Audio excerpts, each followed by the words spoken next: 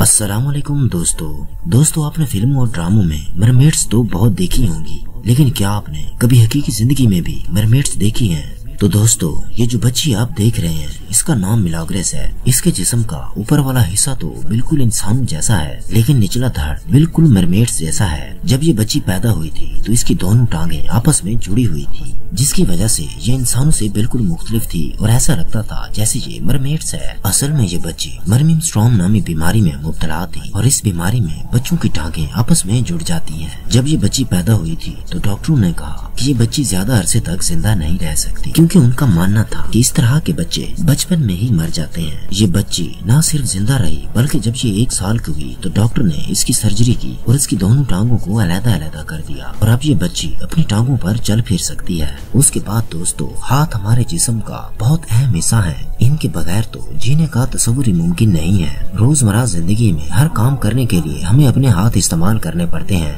तो दोस्तों वैसे तो एक नॉर्मल इंसान के हाथों का साइज 6 से 7 इंच का होता है, लेकिन क्या आपने कभी 1 फुट का हाथ देखा है? तो दोस्तों ये जो बच्चा आप देख रहे हैं इसका नाम कलीम है और ये इंडिया में रहता है। तो दोस्तों ये बच्चा प्रोटीसिस नाम की बीमारी का शिकार था। इस बीमारी में इंसान के जिस्म का कोई भी हिस्सा एवरेज से 10 गुना ज्यादा बड़ा हो जाता है। तो दोस्तों इस बच्चे के साथ भी कुछ ऐसा ही हुआ था। 8 साल की उम्र में ही इस बच्चे के हाथों का साइज 13 इंच हो गया था और इस हाथ की वजह से कलीम को किसी स्कूल में एडमिशन नहीं मिलता था। स्कूल वाले कहते थे कि इस बच्चे का हाथ देखकर दूसरे बच्चे डर जाते हैं, हत्ता के इसके मोहल्ले के लोग भी इससे डरते थे। तो इस हाथ की वजह से कलीम को अपनी रोजमर्रा जिंदगी में बहुत मुश्किल दरपेश आती थी और सबसे मुश्किल बात ये थी कलीम को हर वक्त अपना 8 किलो का हाथ उठाना पड़ता था। इसके पेरेंट्स गरीब होने की वजह से इसका इलाज नहीं करवा सकते थे। आखिरकार एक इंडियन डॉक्टर ने कलीम की फ्री सर्जरी करने की हामी भर ली और डॉक्टर ने इसके हाथ की बहुत सारी एक्स्ट्रा चर्बी रिमूव कर दी, जिसके बाद कलीम का हाथ पहले से काफी बेहतर हो गया था। दोस्तों उसके बाद निकडिस्मेटिक्स। दोस्तों ये बात तो हम सभी जानते हैं कि जब इंसान बूढ़ा हो जाता है तो उसके चेहरे पर झुर्रियां पड़ जाती हैं और उसकी स्किन ढलक जाती है।